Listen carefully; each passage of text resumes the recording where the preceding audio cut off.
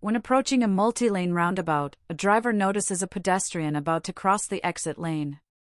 The driver should A. Speed up to exit before the pedestrian. B. Stop inside the roundabout to let the pedestrian pass.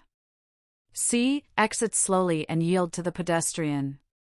D. Ignore the pedestrian if no vehicles are behind. Answer: C. Drivers must yield to pedestrians at crosswalks when exiting a roundabout, even if inside the circular roadway, to prevent accidents. A vehicle equipped with automatic emergency braking, AEB, detects an object ahead but the driver overrides the brakes. The safest response is to A. Trust the driver's judgment and maintain speed. B. Engage the AEB override system manually. C. Reduce speed gradually and maintain full attention on the road. D. Immediately switch lanes without signaling. Answer: C. Even with AEB, driver attention is critical. Gradual speed reduction ensures control while avoiding collisions. In a situation where traffic lights are malfunctioning at a multi-lane intersection, which principle ensures the safest flow? A. Vehicles on the main road have absolute priority.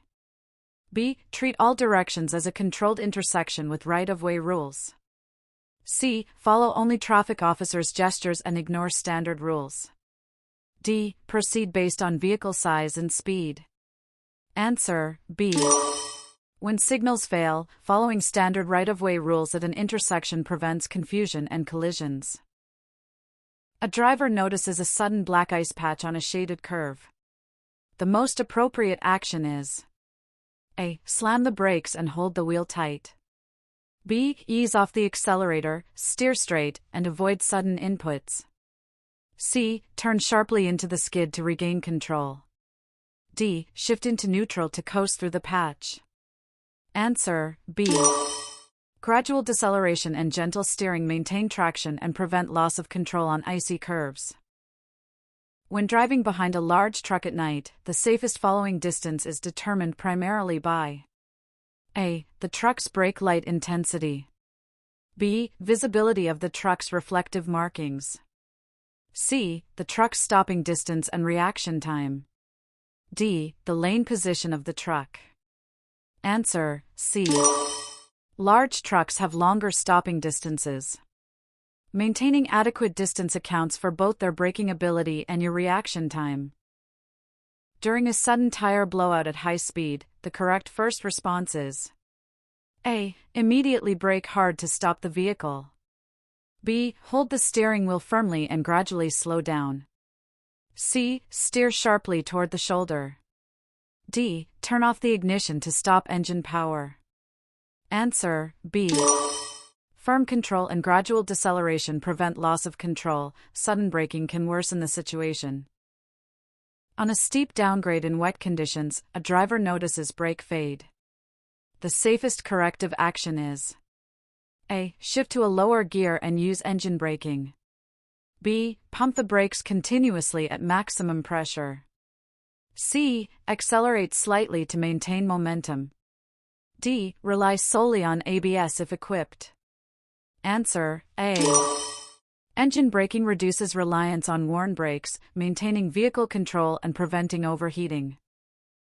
While entering a highway from an acceleration lane, a driver notices vehicles closing in fast in the adjacent lane. The best maneuver is A. Stop at the end of the ramp and wait. B. Merge early, forcing others to adjust. C. Adjust speed to match traffic and merge safely or yield if necessary. D. Switch lanes repeatedly to find a gap. Answer: C. Safe merging requires matching speed and yielding if necessary, prioritizing collision avoidance over rushing. When approaching a railroad crossing without gates or signals, a driver should A. Slow down and look both ways for trains before crossing. B. Stop only if a train is visible. C. Maintain speed if no train sounds its horn. D. Accelerate to cross before a possible train arrival. Answer: A. Uncontrolled crossings require drivers to visually confirm the tracks are clear before proceeding to prevent accidents. While driving in a tunnel during heavy rain, visibility is significantly reduced. Which combination of actions is safest? A. Turn on high beams and maintain normal speed. B. Turn on low beams, reduce speed, and maintain a safe distance from vehicles ahead. C. Use hazard lights only and follow the vehicle ahead closely. D. Turn off headlights and rely on tunnel lighting. Answer: B. Low beams reduce glare, slower speed improves reaction time, and safe following distance prevents collisions in low-visibility tunnel conditions. On a two-lane road, a vehicle ahead is signaling a left turn. You are approaching from behind. What is the safest action? A. Overtake the vehicle on the left before it turns. B. Slow down and wait behind the vehicle until it completes the turn. C. Honk to alert the driver and pass on the right. D. Maintain speed and move to the center of the lane. Answer: B. Slowing and waiting prevents collisions with the turning vehicle, ensuring safety for both drivers.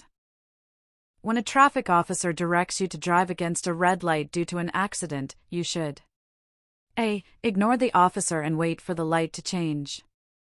B. Follow the officer's directions carefully. C. Exit the roadway immediately. D. Proceed only if the road looks clear. Answer: B. Officers' directions take priority over traffic signals in emergencies to maintain order and safety. You are driving in a lane that suddenly ends with solid white lines. The correct response is: A. Merge immediately without signaling. B. Maintain your lane until a safe gap appears, then signal and merge. C. Stop at the line and wait for guidance. D. Accelerate to force merging. Answer: B. Signaling and merging safely prevents collisions and ensures smooth traffic flow when lanes end. At an intersection with a green arrow pointing right and a red light for other directions, you may: A. Turn right only if no pedestrians are present. B. Turn right without stopping. C. Wait until the light for all directions is green. D. Ignore the arrow and drive straight. Answer: A. Green arrows give right-of-way in the indicated direction but do not absolve drivers from yielding to pedestrians in crosswalks. While driving on a slippery bridge during freezing conditions, which is the safest approach? A. Maintain speed and lane position. B. Increase following distance and reduce speed. C. Switch lanes to find better traction. D. Brake suddenly to test road grip. Answer: B. Reduce speed and increased following distance minimize the risk of skidding on ice. A driver approaching a yield sign should: A. Stop regardless of traffic conditions. B. Slow down and yield to traffic in or approaching the intersection. C. Accelerate to merge quickly. D. Ignore the sign if the road looks clear. Answer: B. Yielding allows for safe merging or crossing, reducing the risk of collisions. When driving behind a motorcyclist at night, the safest following distance is: A. Same as for a car. B. Slightly greater than for a car. C. Slightly less than for a car. D. Unimportant if headlights are on. Answer: B. Motorcycles can stop or maneuver more quickly, but their smaller size makes them harder to see. A slightly greater distance gives more reaction time. A construction zone requires drivers to reduce speed. Penalties for speeding here are higher because: A. Workers are present and conditions are unpredictable. B. The road surface is smoother. C. Traffic is lighter in construction areas. D. Police patrol less frequently. Answer: A. Higher penalties protect workers and account for sudden lane changes, equipment, and unexpected hazards.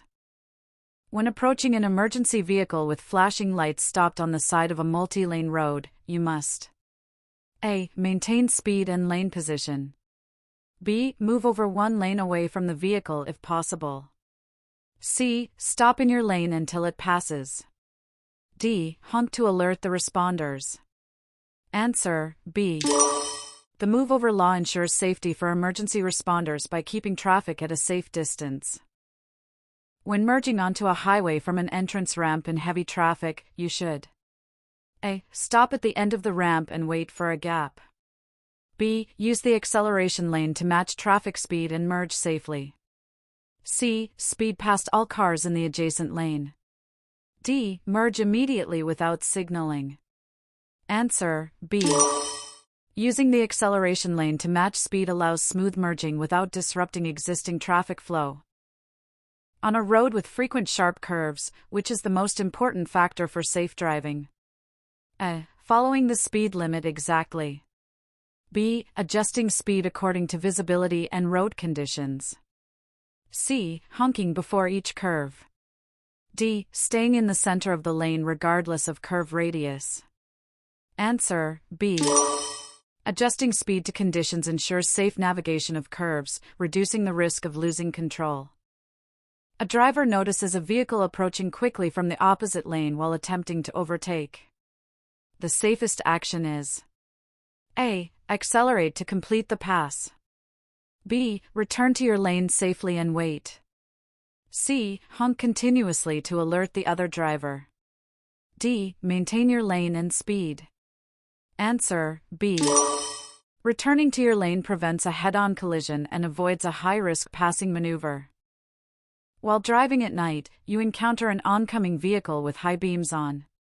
You should A. Flash your high beams to signal them. B. Look toward the right edge of the road and reduce speed. C. Turn off your headlights briefly. D. Maintain your lane and speed. Answer B. Looking at the right edge reduces glare effects and maintaining control ensures safety.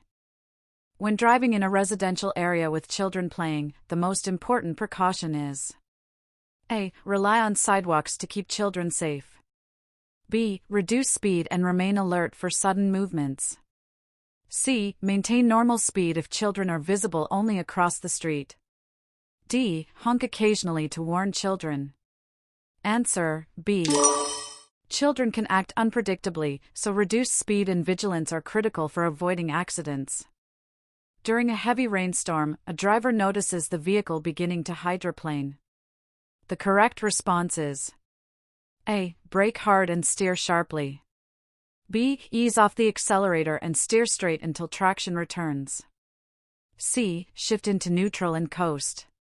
D. Accelerate slightly to regain contact. Answer B. Gradually reducing speed without braking maintains control and prevents the tires from losing grip completely.